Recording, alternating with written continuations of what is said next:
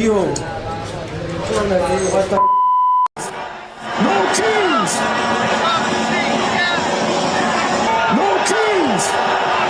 And one reason we really don't need no kings is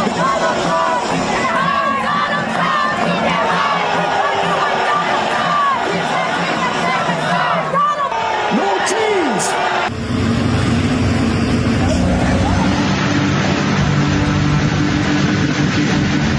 middle east में America और Iran का तनाव, ये कोई नई बात तो है नहीं, लेकिन अब लगता है कि ये मामला सिर्फ हवाई या समुद्री झड़पों से कहीं आगे निकल चुका है। ऐसा लग रहा है मानो एक बड़ी जमीनी जंग की बिसात बिछाई जा रही है। तो क्या वाकई ऐसा हो रहा है? चलिए इस पूरी हलचल के पीछे की कहानी को जरा और गहराई से समझते हैं। तो सवाल एकदम सीधा है, क्या अमेरिका और ईरान के बीच एक जमीनी जंग छिड़ने ही वाली है?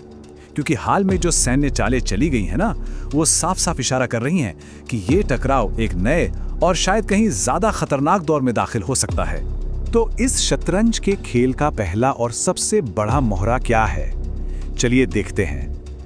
ये है एक बेहद ताकतवर अमेरिकी जंगी जहाज, जिसका इस इलाके में आना अपने आप में एक बहुत बड़ा सिग्नल है। इसका नाम है यूएसएस त्रिपोली। ये अमेरिकी युद्धपोत पहले जापान के पास तैनात था, लेकिन अब ये सीधा मिडिल ईस्ट पहुंच गया है। और सुनिए, ये अकेला नहीं आया है, अपने साथ ये 3000 मरीन कमांडो लेकर आया है। ये कोई आम तैनाती नहीं है, ये एक साफ संकेत है कि लड़ाई का फोकस अब समुद्र से जमीन की तरफ शिफ्ट हो सकता है। अब समझते हैं कि ये यूएसएस त्रिपोली आखिर है क्या भला। देखिए, ये एक एम्फीबियस असॉल्ट शिप है। अगर आसान भाषा में कहूँ तो ये समंदर के रास्ते दुश्मन की जमीन पर सेना उतारने और फिर उन्हें लगातार सपोर्ट देने के लिए बनाया गया एक तैरता हुआ मिलिट्री बेस है। मतलब ये जमीनी आक्रमण शुरू करने का एक मोबाइल प्लेटफॉर्म है। इसे लाइटनिंग कैरियर भी कहते हैं और इसकी ताकत जबरदस्त है। सोचिए जरा, इस पर F-35B स्टील फाइटर जेट्स का पूरा स्क्वाड्रन तैनात है। सैनिकों को बिजली की रफ्तार से जमीन पर उतारने के लिए ऑस्प्रे हेलीकॉप्टर हैं। ये कई तरह की मिसाइलें दाग सकता है, टैंक और दूसरे भारी हथियार ले जा सकता है। लेकिन इसकी असली ताकत है तट के बहुत करीब जाकर जमीनी ऑपरेशन करने की क्षमता, और इसकी कीमत लगभग 32,000 करोड़ रुपए। ये एक तैरता हुआ किला है जो जमीनी जंग के लिए ही बना है। तो अब सवाल ये उठता है कि इतने खतरनाक और शक्तिशाली हथियार को इस इलाके में लाने का असली मकसद क्या है? अमेरिका इसके जरिए आखिर हासिल क्या करना चाहता है? तो अगर अमेरिका सच में कोई जमीनी हमला करता है तो उसके पहले निशाने पर कौन होगा? मिलिट्री एक्सपर्ट्स की माने तो अमेरिका का प्लान काफी क्लियर हो सकता है। एक्सपर्ट्स के मुताबिक अमेरिका का प्लान दो तरफा हो सकता है। पहला और सबसे बड़ा निशाना ईरान का खारिक द्वीप। ये द्वीप ईरान की इकोनॉमी की लाइफलाइन है। उसका ज्यादातर तेल यहीं से एक्सपोर्ट होता है। इस पर कब्जा करने का मतलब है ईरान की आर्थिक कमर तोड़ देना। दूसरा निशाना है हॉर्मुज स्ट्रेट के पास के तटीय इलाके, जहां ईरान ने अपने हथियार जमा कर रखे हैं जिनसे वो जहाजों को निशाना बना सकता है। तो एक ही चाल से आर्थिक चोट भी और सैन्य बढ़त भी। अब जाहिर है अमेरिका के इस चाल पर ईरान चुप तो बैठने वाला नहीं था। चलिए अब बिसात के दूसरी तरफ देखते हैं कि ईरान की प्रतिक्रिया क्या रही। और वो सिर्फ डिफेंसिव नहीं बल्कि काफी आक्रामक थी।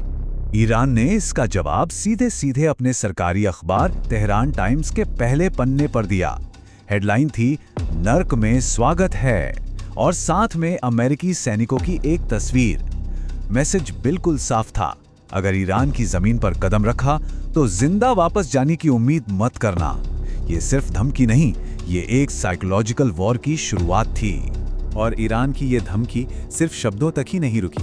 उसने बाकायदा AI से बने वीडियो जारी किए हैं जिनमें अमेरिकी सैनिकों को ताबूतों में घर लौटते हुए दिखाया गया है।